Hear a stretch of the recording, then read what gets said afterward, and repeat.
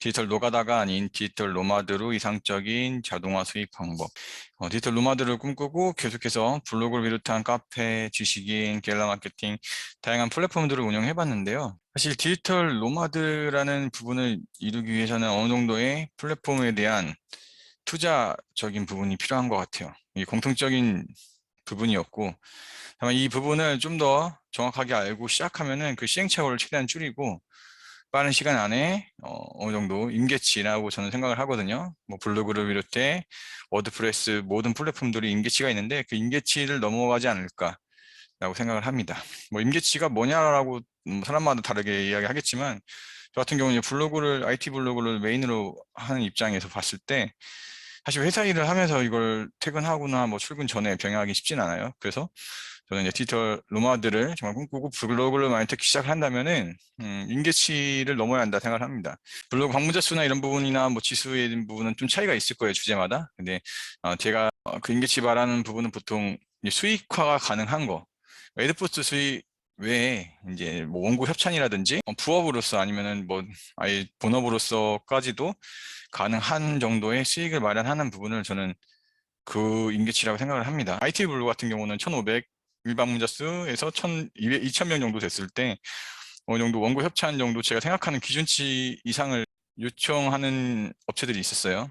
예를 들면 원고료는 저는 한 최소 10만 원? 원고 글 하나에 10만 원 정도 거기다 이제 플러스 물품 제공도 가능한 데도 있고 아닌 데도 있지만 그 기준을 원고료를 10만 원을 생각하고 있어요. 이제 방문자 수나 이런 불구 지수가 높아졌을 경우에는 더 올라가겠죠. 이제 15만 원, 뭐 20만 원 올라갈 수 있겠지만 제가 아는 지인들이나 주변 분들 보면은 방문자 수 IT 블로그 기준으로 5천 명, 뭐 인플루언스라는 부분이 있냐 없냐 또 차이도 있겠지만 뭐 원고료가 20만 원 이상 넘어가는 부분도 있고 뭐 이런 부분이 있다고 생각을 합니다. 그 부분의 임계치가 저는 한 2천 명 정도가 아닐까. 블로그 같은 경우는 그 정도라고 생각을 하고 있고요.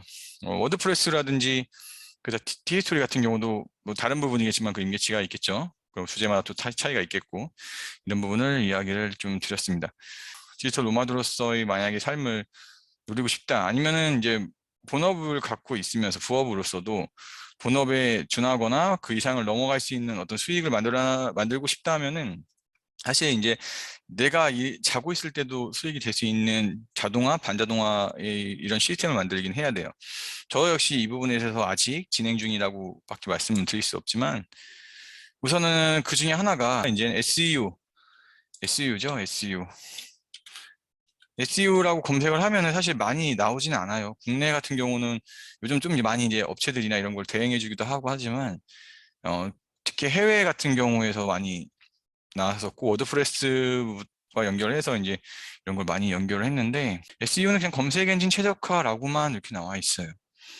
쉽게 말해서 네이버 상에서는 이제 웹사이트 영역에 상위 노출을 시키는 거, 이런 파워링크나 키워드 링크가 아니라 그냥 블로그 이런 뷰 영역에 노출되는 것처럼 상위 노출되는 거죠. 그러니까 어디 영역에 노출되냐면 이렇게 웹사이트 영역, 즉 그러니까 뷰 영역이 아닌 웹사이트 영역에서 상위 노출이 되는 부분을 SEO라고 할 수 있어요. 이런 노출 순위나 뭐 어떤 거 지식이 먼저 어떤 쇼핑 광고가 먼저 뭐 키워드 파워 링크가 먼저 이렇게 뜨는 경우도 다 다르죠. 이런 부분 내야 대한 로직 파악도 필요해요. 특히 제가 말하는 가장 큰 부분은 구글인데 구글 검색 엔진에 노출되는 게 사실 쉽지는 않아요. 오히려 네이버보다 더 어려운데 어떤 키워드를 검색을 했어요. 뭐 지금 여름이니까 뭐 여름 휴가 리조트 뭐 이렇게 한번 해볼게요. 리조트 갈 만한 거. 그냥 광고가 뜨잖아요. 보통 이렇게. 근데 이렇게 광고가 아닌 이런 홈페이지나 블로그 영역들이 뜨기 시작해요. 이런 거를 뜨게 하는 방법을 SEO라고 하죠. 그런 로직이나 이런 전반적인 방법을 연구하고 테스트 해본 부분들 이런 거 부분을 적용해서 이제 노출될 수 있게 하는 것.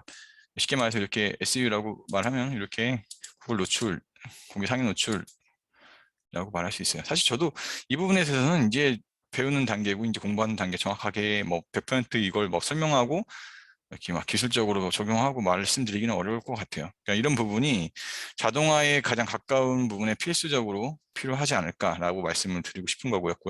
이거와 연결해서 말씀드리고 싶은 게 두 번째가 이제 워드프레스인데, 사실 SE와 워드프레스는 뗄래야 뗄 수 없는 부분이죠. 이 워드프레스 같은 경우는 홈페이지 영역에 가깝지만 또 블로그 중에 하나라고 또 생각을 하고 있는데, 사실 블로그도 홈페이지라고 볼 수 있으니까요. 그러니까 워드프레스 같은 경우는 이제 국내보다는 국외 해외에 많은 사람들이 이제 사용을 하고 있고, 여러 가지 이제 이런 부분을 또 따로 만들어서 워드프레스를 좀 확장하고 연결할 수 있게 해주기도 해요. 이제 워드프레스 세팅 관련해서는 관련된 강의나 이런 부분은 많이 있으니까 참고하면 될 것 같고요. 대신 이건 비용이 일부 많지는 않지만 들긴 해요. 최소로 하면 물론 0원에 가깝게도 되지만 월마다 나가는 도메인 비용부터 해서 비용이 조금씩 든다는 부분들을 참고하면 좋을 것 같아요. 그 워드프레스 플러그인 같은 경우 할 때마다의 가격대가 다르냐면은 옵션에 따라서 워드프레스 홈페이지 띄우는 속도나 뭐 넘어가는 속도, 뭐 페이지 속도가 달라질 수 있거든요. 이 부분도 LCU와 연결이 되기 때문에 중요한 부분이죠. LCU라는 부분 간단히 얘기를 하면은, 제가 아는 부분, 기초적인 부분에서만 이야기를 드리면은, 유입수, 즉 홈페이지에 유입하는 유입수와 한 후에 이제 체류 시간 부분, 홈페이지 자체의 퀄리티, 이런 부분은 뭐 페이지 속도 같은 걸 말하겠죠.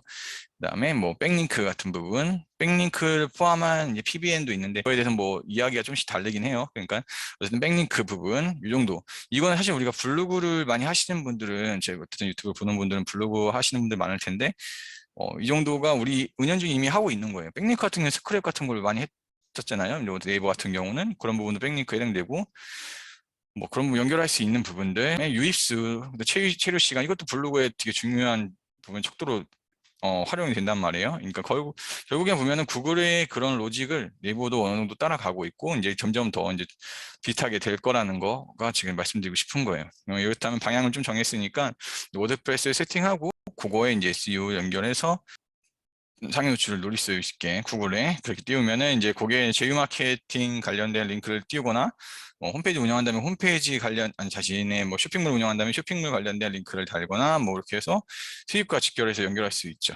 사실 네이버 블로그보다는 오히려 워드프레스나 이런 구글 쪽이 뭐 외부 링크라든지 아니면은 자체적인 그런 부분 페널티가 좀 적은 편이에요.